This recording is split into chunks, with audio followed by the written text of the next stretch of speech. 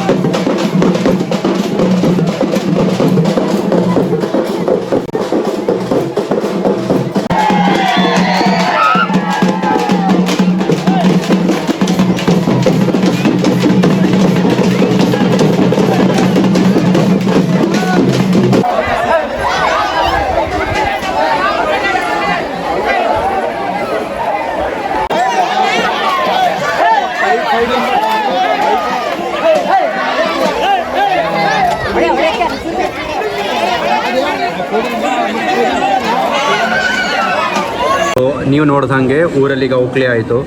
ನಾವು ಆ್ಯಕ್ಚುಲಿ ನಮ್ಮ ಅತ್ತೆ ಮಕ್ಕಳೆಲ್ಲ ಬಂದಿದ್ದರು. ಹೂ ತೊಗೋಬೇಕಿತ್ತು ಸಂಜೆ ಪೂಜೆಗೆ, ಮತ್ತು ಹಾಲು ಅವೆಲ್ಲ ತೊಗೋಬೇಕಿತ್ತು. ಸೊ ಅದಕ್ಕೆ ನಾವು ಕೆ ಆರ್ ನಗರಕ್ಕೆ ಏನು ಬಂದ್ವಿ. ಇಲ್ಲೊಂದು ಇನ್ಸಿಡೆಂಟ್ ಆಯಿತು. ನಾನು ಅಪ್ಪಂಗೆ ಕಾಲ್ ಮಾಡಿದೆ, ಎಲ್ಲಿದ್ದೀರಾ ಅಂತ ಕೇಳಲಿಕ್ಕೆ. ಅವ್ರ ಫ್ರೆಂಡ್ಸ್ ಎಲ್ಲ ಹೊಸ ಹೋಟ್ಲು ಓಪನ್ ಆಗಿದೆ ಅಂದ್ಬಿಟ್ಟು ಎಲ್ಲ ಸಂಜೆ ಸ್ನ್ಯಾಕ್ಸಿಗೆ ಬಂದಿದ್ದರು. ನಾವು ಬಂದ್ವಿ. ಇವ್ರು ಏನು ಮಾಡಿದ್ದಾರೆ ಅಂದರೆ, ನಾನು ಬರೋಕ್ಕಿಂತ ಮುಂಚೆ 4 ಜನ ಇನ್ಯಾರ್ಯಾರೋ ಫ್ರೆಂಡ್ಸ್ಗಳು ಬಂದು ಹೋಗಿದ್ದಾರೆ. ಅವ್ರದ್ದೆಲ್ಲ ಇವರೇ ಪೇ ಮಾಡಿದ್ದಾರೆ. ಈಗ ನಮ್ಮದು ಇವರೇ ಪೇ ಮಾಡ್ಬಿಟ್ಟು ಹೋದರು. ನಾವಿನ್ನೂ ಇಲ್ಲೇ ಇದ್ದೀವಿ. ಇವ್ರು ಆಗಲೇ ಎದ್ದು ಹೋದರು, ಅಪ್ಪನ ಫ್ರೆಂಡ್ಸ್ ಎಲ್ಲ. ವೆಯ್ಟರ್ ಬಂದ್ಬಿಟ್ಟು ಕೇಳ್ತಾ ಇದ್ದಾರೆ, ಏನು ದಾನಶೂರ ಕರ್ಣನ ಯಾರವರು ಅಂತ. ಸುಮಾರು ಜನ ಬಂದವ್ರಿಗೆಲ್ಲ ಅವರೇ ಪೇ ಮಾಡ್ತಿದ್ದಾರಲ್ಲ ಅಂತ. ಆಮೇಲೆ ಹೇಳಿದೆ, ಇಲ್ಲ ನಮ್ಮ ಅಪ್ಪ ಅವರು. ಆಮೇಲೆ ಇಲ್ಲಿ ಬಂದವರೆಲ್ಲ ಅವ್ರ ಫ್ರೆಂಡ್ಸು.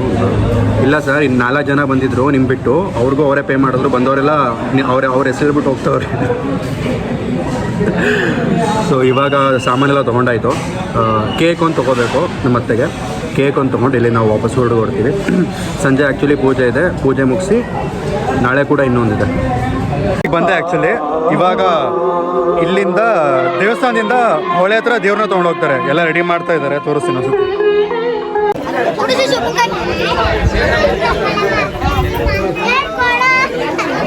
ಆ್ಯಕ್ಚುಲಿ 5:30 8:30 ತನಕ ನನಗೆ ಕ್ಲಾಸಸ್ ಇತ್ತು. ಈಗಲೂ ಆ್ಯಕ್ಚುಲಿ ನಡೀತಾ ಇದೆ. ಸೊ ಅದರಿಂದ ನಾನು ಜಾಸ್ತಿ ವ್ಲಾಗ್ ಮಾಡೋಕ್ಕಾಗಲಿಲ್ಲ. ಆ್ಯಕ್ಚುಲಿ ಇವಾಗ ನಮ್ಮ ಮನೆ ಹತ್ರ ಏನು ದೇವ್ರನ್ನ ಇಟ್ಟಿದ್ರು ಅದನ್ನು ತೊಗೊಂಡು ಹೊಳೆ ಹತ್ರ ಹೋಗಿದ್ದಾರೆ. ಹೊಳೆ ಹತ್ರ ದೇವ್ರನ್ನ ತೊಳೆದು ಅದಕ್ಕೆ ಅಲಂಕಾರ ಮಾಡಿಕೊಂಡು ಅಲ್ಲಿಂದ ತೊಗೊಂಬರ್ತಾರೆ. ಫಸ್ಟ್ ಪೂಜೆ ಏನು ನಡೆಯುತ್ತೆ ಊರಿಗೆ ಬರಬೇಕಾದ್ರೆ, ಅದು ನಮ್ಮ ಮನೆಯಿಂದ ನಡೆಯೋದು. ಸೊ ಫಸ್ಟ್ ಪೂಜೆ ನಾವು ಮಾಡ್ತೀವಿ ಊರ ಬಾಗಿಲಲ್ಲಿ. ಅದಾದಮೇಲೆ ಊರು ಸುತ್ತ ಎಲ್ಲ ಹೋಗುತ್ತೆ.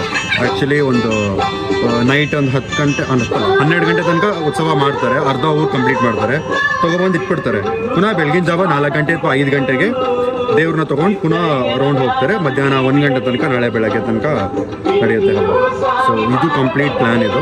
ಸೊ ಆ್ಯಕ್ಚುಲಿ ಈಗ ಒಂದು 8:30 ಅಷ್ಟೊಳಗೆ ಬರ್ಬೋದು ದೇವ್ರಿಗೆ. ಆ್ಯಕ್ಚುಲಿ 7:30, 8:30 ಅಷ್ಟರೊಳಗೆ ದೇವ್ರು ಬರ್ಬೋದು. ನೆಕ್ಸ್ಟ್ ನಾವು ಇಲ್ಲಿಂದ ಅಲ್ಲಿ ಊರ ಬಾಗಿಲಿಗೆ ಹೋಗಬೇಕು, ಅಲ್ಲಿ ಪೂಜೆ ಮಾಡ್ತೀವಿ.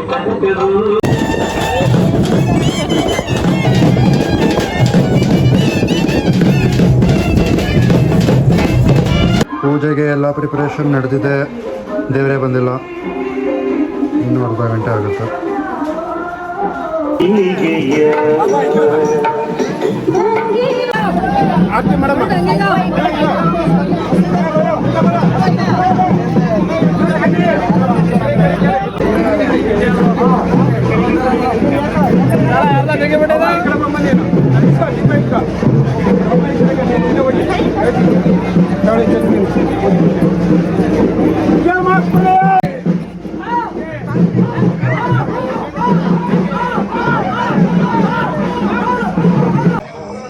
So it's 1 AM in the morning. ಬೆಳಗ್ಗೆ 1 ಗಂಟೆ ರಾತ್ರಿ. ನೈಟ್ ಏನು ಉತ್ಸವಕ್ಕೆ ಹೋಗಿತ್ತು ದೇವರು, ಅದು ವಾಪಸ್ ತಂದಿಟ್ಟಿದ್ದಾರೆ. ಇಟ್ಕಾಯಿ ಎಲ್ಲ ಹೊಡಿಸ್ಕೊಂಡು ಬಂದು ಪುನಃ ಈಗ 3 ಗಂಟೆ ಅಥವಾ 4 ಗಂಟೆ ರಾತ್ರಿಗೆ ದೇವ್ರನ್ನ ಇಲ್ಲಿಂದ ಪುನಃ ಮೆರವಣಿಗೆ ಮಾಡ್ತಾರೆ ಪೂಜೆಗೋಸ್ಕರ. ಸೊ ಎಲ್ಲ ಊಟ ಮಾಡ್ತಿದ್ದಾರೆ. ಈಗ ಊಟ ಮಾಡಿ ಎಲ್ಲ ಸ್ವಲ್ಪ ಹೊತ್ತು ಮಲಗ್ತಾರೆ. ಪುನಃ ಆಮೇಲೆ ದೇವ್ರನ್ನ ಎತ್ಕೊಂಡು ಮೆರವಣಿಗೆ ಹೋಗ್ತಾರೆ. ಅದನ್ನು ನಾನು ನೆಕ್ಸ್ಟ್ ವ್ಲಾಗಲ್ಲಿ ತೋರಿಸ್ತೀನಿ. Welcome back to the next day. Night actually ಅವರು ದೇವ್ರನ್ನ ಪುನಃ 3 ಗಂಟೆಗೋ ಅಥವಾ 4 ಗಂಟೆಗೋ ಎತ್ತಿದ್ದಾರೆ. ಈಗ ಆ್ಯಕ್ಚುಲಿ ಬೆಳಗ್ಗೆ 9 ಗಂಟೆ ಆಗಿದೆ, ದೇವ್ರ ಮೆರವಣಿಗೆ ನಡೀತಾ ಇದೆ. ಸೊ ವಾಪಸ್ ಬರೋ ತನಕ ಒಂದು 11-12 ಆಗ್ಬೋದು. ಆವಾಗ ಇಲ್ಲಿ ಬಂದು 1 ಅವರು ದೇವಸ್ಥಾನದ ಮುಂದೆ ನಿಲ್ಲಿಸಿ ಸುಮಾರು ಥರ ಪೂಜೆಗಳು ಮಾಡ್ತಾರೆ. ತುಂಬ ಜನ ಸೇರ್ತಾರಲ್ಲ. ಸೊ ಈ ದಿನ ಕೂಡ ವ್ಲಾಗ್ ತುಂಬ ಇಂಟ್ರೆಸ್ಟಿಂಗ್ ಆಗಿರುತ್ತೆ. Keep watching. ಮತ್ತು ಇನ್ನೊಂದು ಏನಂದರೆ, ಇಲ್ಲಿ ಸ್ಪೀಕರ್ ಹಾಕಿರೋದ್ರಿಂದ ನನ್ನ ವಾಯ್ಸ್ ಅಷ್ಟು ಕ್ಲಿಯರಾಗಿ ಕೇಳ್ತಾ ಇಲ್ಲ. I think I should by ಏನೋ ಒಂದು ಸ್ಪೀಕರ್ ತೊಗೋಬೇಕು, ಮೈಕ್ ತೊಗೋಬೇಕು ಅಂದ್ಕೊಂಡಿದ್ದೀನಿ. ಐ ಆಮ್ ನಾಟ್ ಶೋರ್ ಹೆಂಗಿದೆ ಅಂತ, but I have to buy one bike.